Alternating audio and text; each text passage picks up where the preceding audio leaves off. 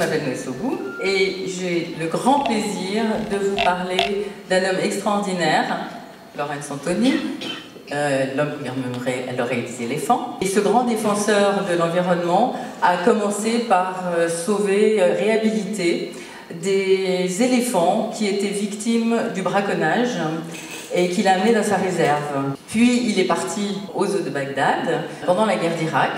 Là, il a sauvé les derniers animaux. Et ensuite, il a aussi tenté de sauver les derniers rhinocéros blancs du Nord en Ouganda. Et c'est à son retour de Bagdad qu'il a décidé de sauver donc, la faune sauvage.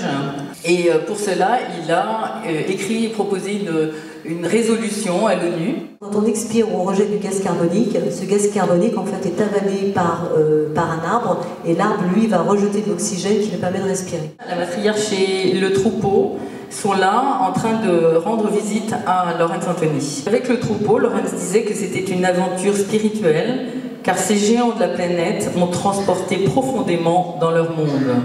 Et l'année suivante, donc l'année dernière, le 4 mars 2014, le troupeau revient de nouveau. Quelque chose dans l'univers est plus grand et plus profond que la compréhension et l'intelligence humaine.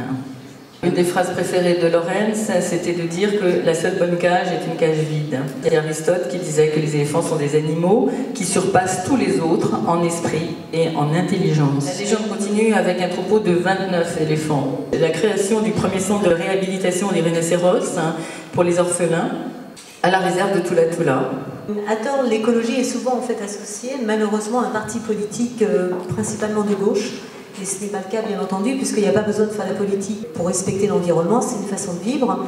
Et cette association, bien sûr, est complètement apolitique. 3 ans de ça, je cherchais un sujet pour faire en fait un court-métrage. Et à un moment donné, je me suis dit, bah, tiens, je vais plutôt prendre ce sujet de gaz de schiste.